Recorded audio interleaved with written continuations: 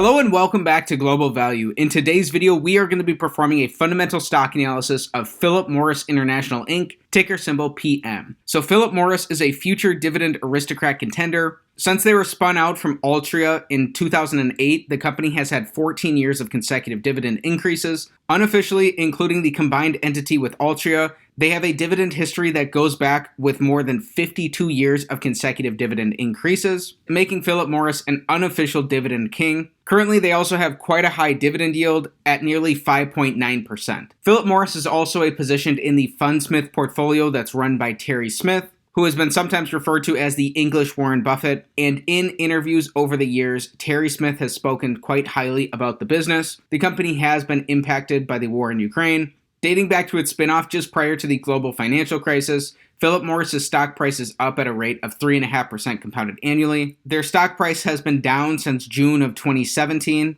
The business is currently trading in line with about where it was prior to the COVID-19 pandemic stock market drawdown. So far this year, the company's stock price is down 10%.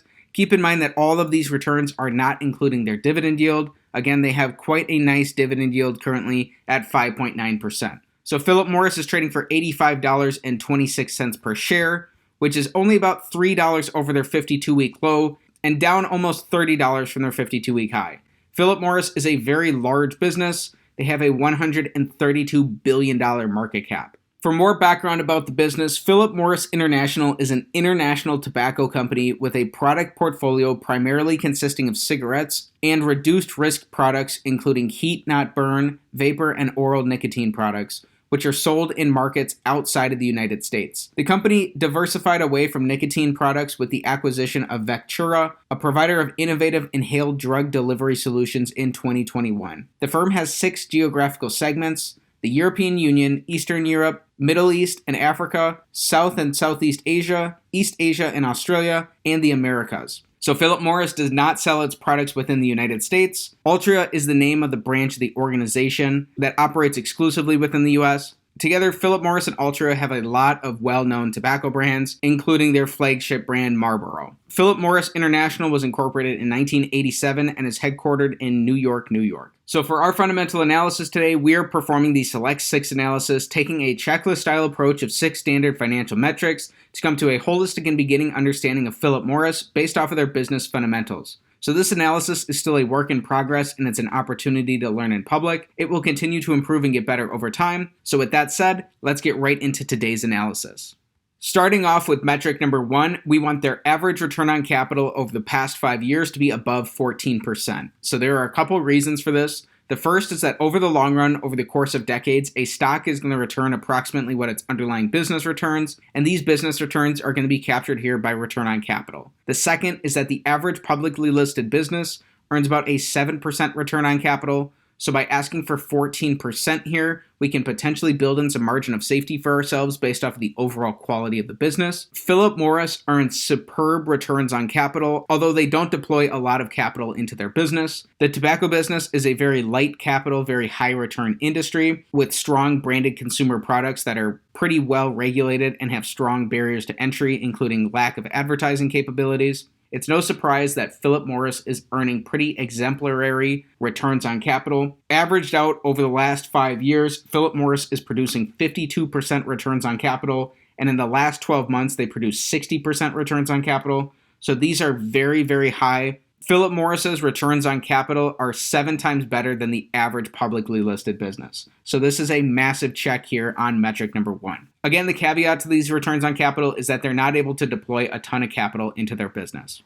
Next up for metric number 2, here we're taking a high-level overview of the cash coming into the business. We want their revenues, free cash flows, and earnings to have grown over the last 5 years. This metric is all or nothing in nature. Either all 3 of these are going to be up for a check, or if even one of them is down, this metric will be an X. Over this time, Philip Morris has seen slight revenue growth, grown their earnings by about 50%, and they've also grown their cash flows by a little under 50%. So all 3 of these are up over this time. Even though smoking is going down globally, Philip Morris, operating in a regulated industry, has pretty strong pricing power, and they're still able to grow their business despite declining tobacco consumption rates. So this is another check here on metric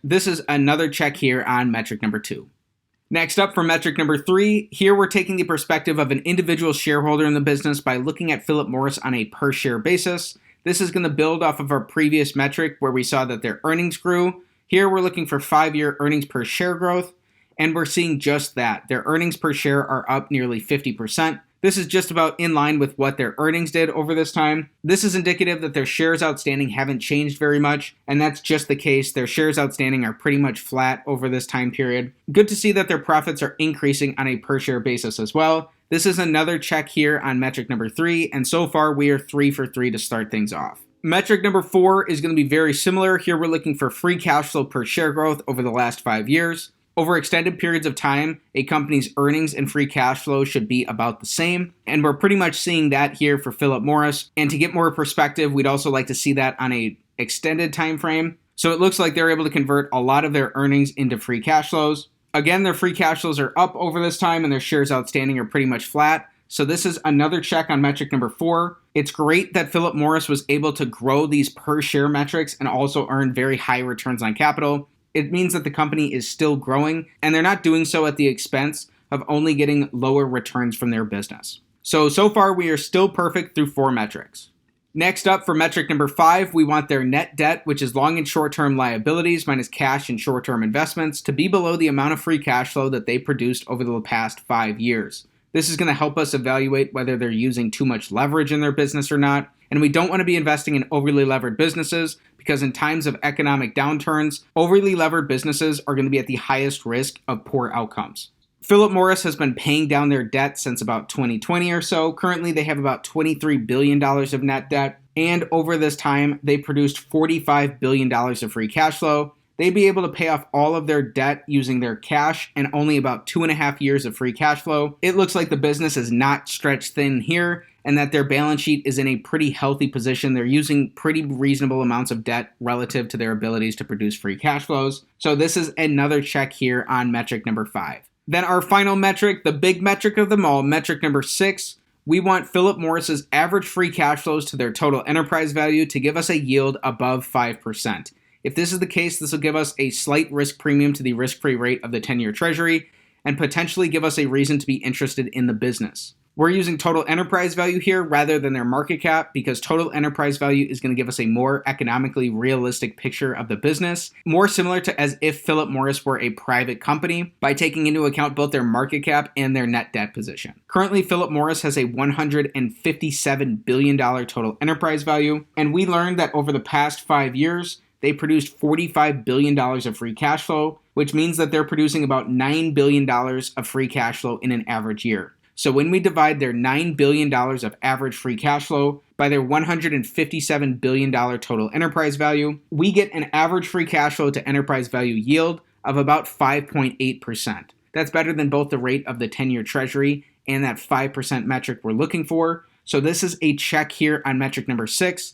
And Philip Morris is a perfect 6 for 6 on our Select 6 analysis. Also worth mentioning is that over the last 12 months, Philip Morris has produced about $11.5 billion of free cash flow. So to get a current free cash flow to enterprise value yield, when we divide their $11.5 billion of their last 12 months of free cash flow by their total enterprise value of $157 billion, that gives us about a 7.5% current free cash flow to enterprise value yield as well. So both on a current and an average basis, Philip Morris looks like it is potentially attractive based on their abilities to produce free cash flows.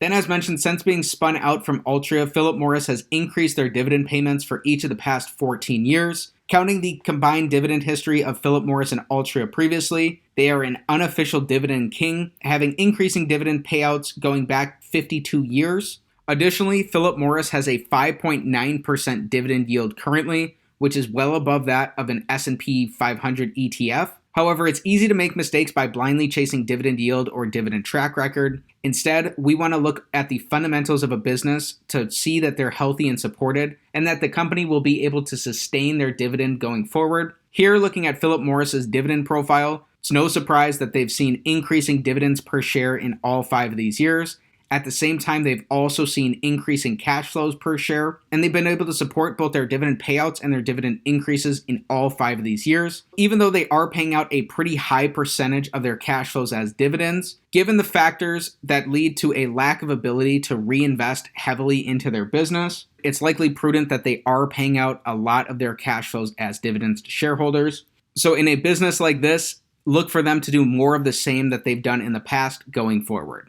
Finally, here we're using a discounted cash flow model to come to a potential fair value for Philip Morris. So starting with their current free cash flows per share and using historical numbers based on their abilities to grow their cash flows over the past 20 years or so, if we project a growth stage over the next 10 years with a growth rate of 6.5%, and then a terminal stage over the 10 years out after that, so projecting 20 years into the future, where their free cash flow growth falls to a rate of 4%, then even adding in their tangible book value, which is likely skewed by some of the buybacks that the company has done over the years, then at today's prices, if you wanted a 10% rate of return going forward from Philip Morris, including their dividend payouts, that a reasonable fair value for the business would be about $91.50. This is based off of their historical abilities to grow free cash flows. This is just an estimate of a baseline for the future. You have to do your own homework here to understand if these assumptions are correct and if they're going to be applicable for Philip Morris going forward in the future. There are a lot of reasons why this potentially wouldn't be accurate, so it's up to you to determine this one way or the other based on further research into the business. This type of analysis is not financial advice, and it is not a buy or sell recommendation of any security. Please consult with the properly licensed and registered financial and legal professionals before considering any investment decision. So in summary, Philip Morris is a perfect select 6 stock. They check the box on all 6 of our metrics. They're earning extremely high returns on capital. They've grown their revenues, earnings, and free cash flows while keeping their shares outstanding pretty much flat.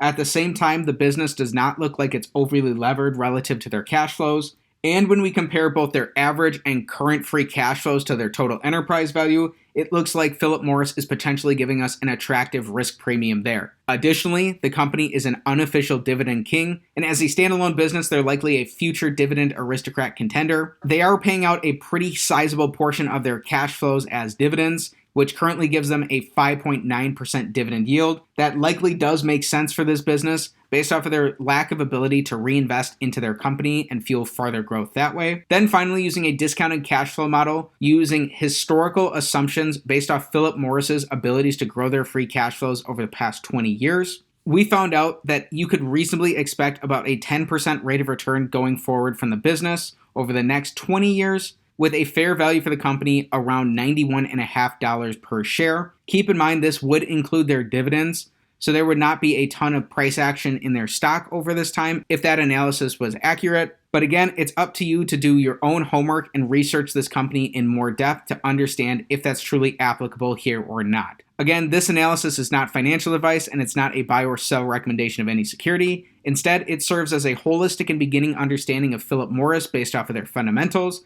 to help you determine whether it's worth your time to dig in and learn more about the business. So if you're interested in learning more about the company, I would highly recommend starting with their filings. You can read through their 10Ks to get a history of the business and its operational results. Management will also lay out some of the potential risks that the company faces, and you'll get a better sense of both the environment that the company operates in and their strategy going forward, which will help you understand both the character and the competence of management, especially as they're dealing with things such as capital allocation. When you're done with that, another good resource to learn more about the business is to read through their 10Qs and read through some of their recent earnings call transcripts to get a better sense of what the business is dealing with on a quarter-to-quarter basis. As a value investor, you're ultimately trying to research a business as if you're going to own 100% of it, and you can understand the essence of that company and truly understand all of its ins and outs and what matters and what doesn't matter for the business. As you learn more about the company, you'll learn more about its quantitative and its qualitative factors, which will help you come to your own conclusions of the intrinsic value of Philip Morris. So with that said,